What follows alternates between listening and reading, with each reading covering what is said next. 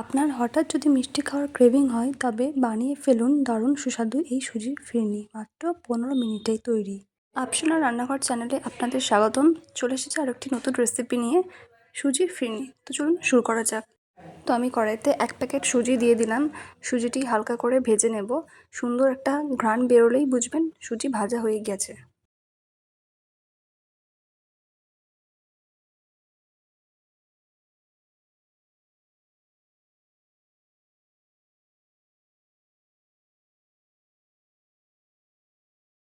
তো দেখুন সুজিটা এখন ভাজা হয়ে গেছে, হালকা বাদামি রঙের এসছে এবং সুন্দর একটা ঘ্রাণও বেরোচ্ছে। এখন আমি দিয়ে দিচ্ছি এর মধ্যে 3 কাপ মতো জল। জলটা দিয়ে একটু নাড়াচাড়া করে ওপরের জলটা ফেলে দিতে হবে। আর খেয়াল রাখবেন যাতে সুজি দলা পাকিয়ে না যায়, এর জন্য খুব ভালোভাবে সমানে নেড়ে যাবেন।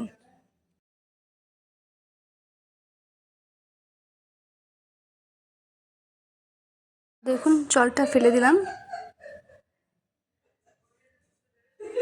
এরপর আমি এর মধ্যে দিয়ে দিচ্ছি 1 কাপ মতো জল।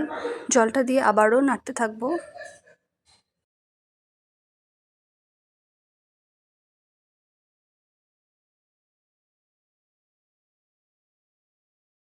সুগন্ধির জন্য আমি এর মধ্যে দিয়ে দিচ্ছি একটা দারচিনি, একটা লবঙ্গ, একটা এলাচ। এরপর আমি এর মধ্যে দিয়ে দিলাম 1/2 লিটার মতো দুধ। যেহেতু আমি 1 প্যাকেট সুজি ব্যবহার করেছি তাই 1/2 লিটার দুধ দিচ্ছি। সুজির পরিমাণ বেশি হলে দুধের পরিমাণ বাড়বে। খেয়াল রাখবেন নাড়া থামানো যাবে না, না হলে সুজি দলা পাকিয়ে যেতে পারে। এরপর আমি এর মধ্যে দিয়ে দিলাম স্বাদ মতো চিনি।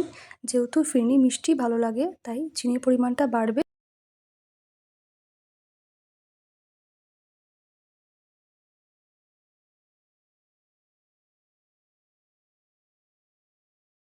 এরপর দিয়ে দিচ্ছি একটি তেজপাতা। সব কিছু দেওয়া হয়ে গেছে। এখন 2 মিনিট মতো মিডিয়াম ফ্লেমে নাড়াচাড়া করলেই সুজির ফিরনি একদম তৈরি। দেখুন সুজির ফিরনি একদম তৈরি হয়ে গেছে, খুব সুন্দর দেখতে হয়েছে। আপনারা চাইলে নামানোর আগে বাদাম কুচি আর কিশমিশ ছড়িয়ে পরিবেশন করতে পারেন। হঠাৎ নিজের মিষ্টি খাওয়ার ক্রেভিং মেটাতে এই রেসিপিটি আজই ট্রাই করুন, দেখবেন ভালো লাগবে।